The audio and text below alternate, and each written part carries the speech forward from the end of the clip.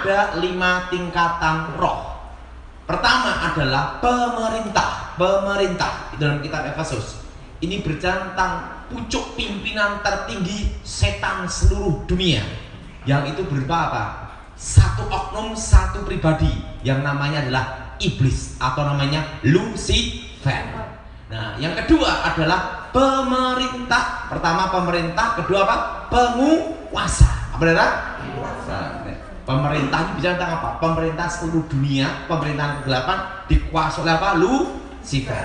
Nah, setelah itu kedua adalah apa? Penguasa. Nah, penguasa ini adalah setingkat jenderal. Setiap negara itu ada jenderal setan. Nah, di Indonesia itu ada jenderal setannya. Itu di pantai laut selatan, Nyai Roro Kidul. Nah, dan setiap jenderal, setiap negara itu beda-beda. Karena semua okultisme tergantung budaya, kepercayaan setempat, dan pengultusan setempat. Yang ketiga yaitu setelah pemerintah, penguasa, ketiga apa? Penghulu. Nah, penghulu ini adalah setan yang menguasai tingkat satu pulau. Nah, makanya setan yang ada di Jawa kalau dibawa jimat yang ada di Kalimantan, ilmunya berkurang, tinggal 5%. Karena setan pindah lokasi perlu izin mutasi. Yang keempat adalah roh-roh jahat. Nah, roh-roh jahat ini adalah setan yang menguasai satu peleton. Ya, yang mengepalai berapa? Satu peleton. Nah, yang paling rendah itu yang menguasai satu regu, namanya jin. Jadi yang namanya jin itu adalah tingkat setan yang paling rendah.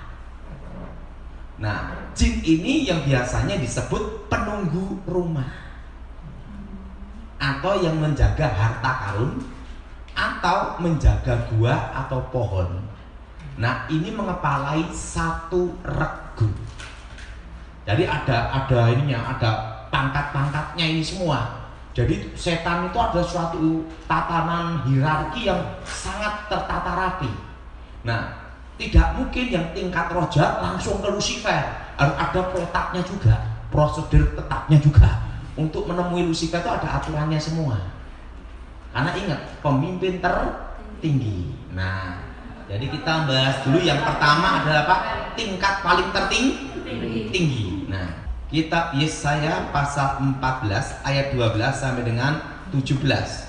Saudara yang ganjil, saya yang genap. Wah, engkau sudah jatuh dari langit, hai bintang timur putra fajar. Engkau sudah dipecahkan dan jatuh ke bumi, hai yang mengalahkan bangsa-bangsa. Ayat 13 sudah baca. Engkau yang tadinya berkata dalam hatimu, aku hendak naik ke langit, aku hendak mendirikan takhtaku mengatasi bintang-bintang Allah, dan aku hendak duduk di atas bukit pertemuan jauh di sebelah utara. Aku hendak naik mengatasi ketinggian awan-awan, hendak menyamai yang maha tinggi. Sebaliknya ke dalam dunia orang mati engkau diturunkan, ke tempat yang paling dalam liang kubur. Orang-orang yang melihat engkau akan memperhatikan dan mengamati engkau, katanya, inikah dia yang telah membuat bumi gemetar, dia yang telah membuat kerajaan-kerajaan bergoncang, yang telah membuat dunia seperti padang gurun dan menghancurkan kota-kotanya, yang tidak melepaskan orang-orangnya serta berkurang pulang ke rumah. Nah, kata Lucifer itu ada di ayat 12. Itu dalam versi King James. Dan dalam bahasa aslinya itu hail, artinya pantulannya, atau sering disebut namanya suara cahaya. Apa saudara? Suara apa? Suara cahaya atau pantulannya. Dan secara astronomi itu disebut namanya planet Venus. Bukannya Lucifer ada di planet Venus, bukan. Tapi untuk menggambarkan suatu bintang yang bercahaya melebihi bintang-bintang yang lain. Dan di dalam ayat 12 disebut bintang timur putra fajar. Sebelum Elohim, Allah menciptakan manusia, yang paling awal Tuhan menciptakan malaikat. Malaikat yang diciptakan Tuhan berlaksa-laksa, beribu-ribu laksa, berpuluh-puluh ribu laksa, berlaksa-laksa. Kalau dihitung itu triliun. Diciptakanlah malaikat yang terkuat, yang pertama, yang bernama Mikael. Siapa saudara? Nah, jenderalnya Tuhan. Yang kedua adalah Gabriel. Gabriel, penghulu para malaikat. Nah, yang ketiga diciptakan dengan badai nyala api. Dengan apa saudara?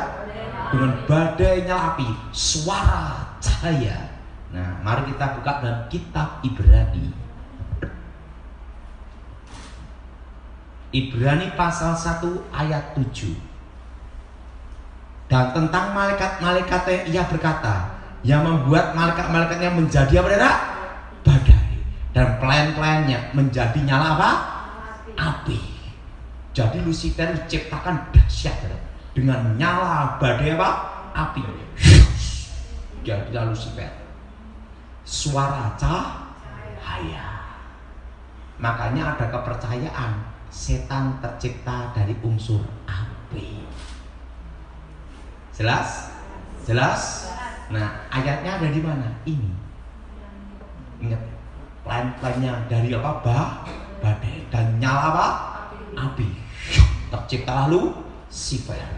Nah, Lucifer diciptakan lebih hebat, lebih dahsyat, melebihi semua malaikat yang lain. Bayangkan, dari badai nyala apa? Api, keluarlah suara cahaya, Lucifer. Nah, dan Lucifer ini membawai sepertiga malaikat Tuhan. Dan Lucifer adalah pemimpin pujian penyembahan kepada Allah. Dan Lucifer sangat dekat dengan Tuhan.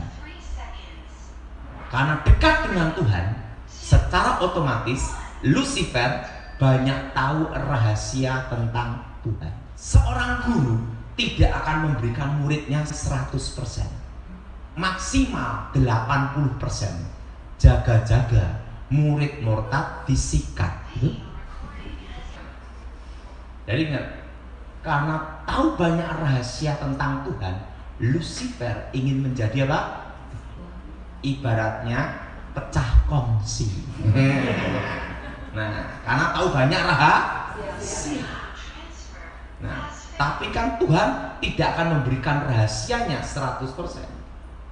Maksimal 80%. Nah, 20% itu adalah ilmu pamungkas. Nah, terjadilah pemberontakan di surga. Lucifer merencanakan apa saudara? Dan ingin menjadi Tuhan, merencanakan mengkudeta melawan Tuhan. Yang berpihak pada Tuhan 2/3, yang melawan Tuhan 1/3. Ingat, dosa yang pertama kali terjadi bukan di bumi, tapi di surga. Terjadilah pertempuran di surga. Tuhan Maha Kuasa, Lucifer kalah, dibuang ke bumi. Bumi dikuasai kegelapan. Nah, itu ada di ayat mana? Kitab Kejadian pasal 1 ayat 1.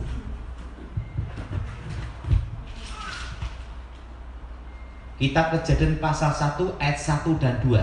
Kita baca bersama-sama. Pada mulanya Allah menciptakan langit dan bumi. Bumi belum berbentuk dan kosong.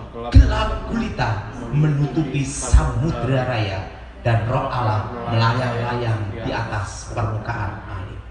Ingat, gelap gulita itu darkness, kegelapan.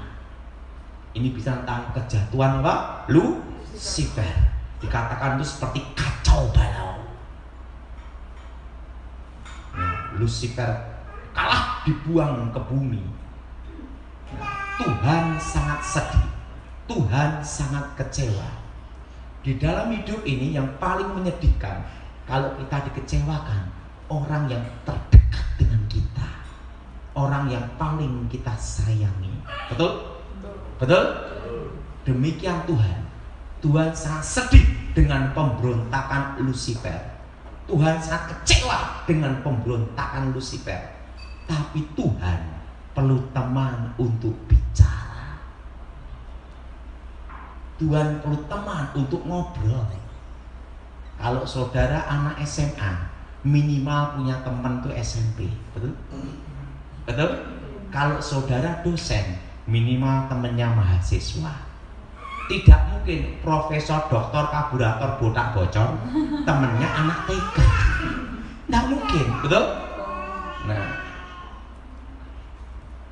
Lucifer diciptakan lebih mulia, lebih malaikat-malaikat yang lain. Untuk menggantikan posisi Lucifer, harus diciptakan yang lebih mulia. Maka diciptalah manusia segambar serupa dengan Tuhan. Ngomong sama sebelahnya, kamu bukan monyet. Ingat apa saudara? Segambar serupa. Kenapa? Karena Lucifer itu dari badai nyala api. Manusia dari debu, dari bentuk Tuhan sendiri, segambar serupa. Dan Tuhan berfirman, diciptakanlah Adam dan diciptakanlah Hawa.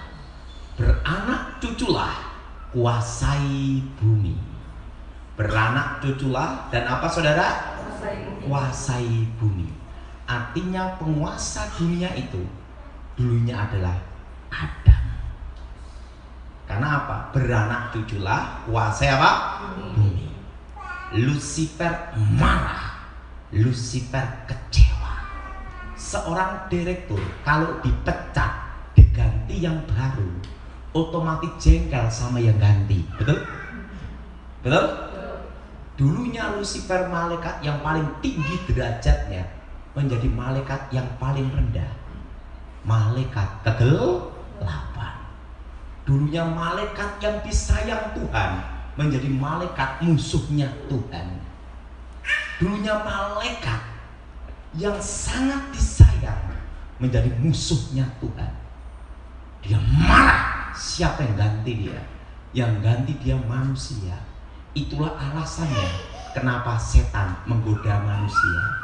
Tidak ada setan goda kambing, betul? Selalu manusia terus yang digoda. Nah, di antara semua binatang di darat yang cerdik adalah ular, maka dipakailah ular. Dan iblis berkata, kalau engkau makan buah itu, engkau jadi seperti Allah, tahu yang baik, tahu yang jahat. Adam dan Hawa jatuh ke dalam dosa, dan yang jadi penguasa dunia ganti Lucifer. Maka penguasa dunia ini sementara waktu seizin Tuhan adalah iblis. Kenapa? Karena Adam berhasil digoda oleh Lucifer. Jelas? Dan suatu kebanggaan bagi Lucifer bisa menjatuhkan manusia. Hewan yang pertama kali dipakai menjadi lambangnya dia di dunia, yaitu ular. Makanya semua ritual okultisme, mistik, kuasa gelap, seluruh dunia, semua aliran itu selalu ular. Kenapa ular? Karena binatang yang berhasil dipakai Lucifer untuk menjatuhkan manusia, penguasa dunia.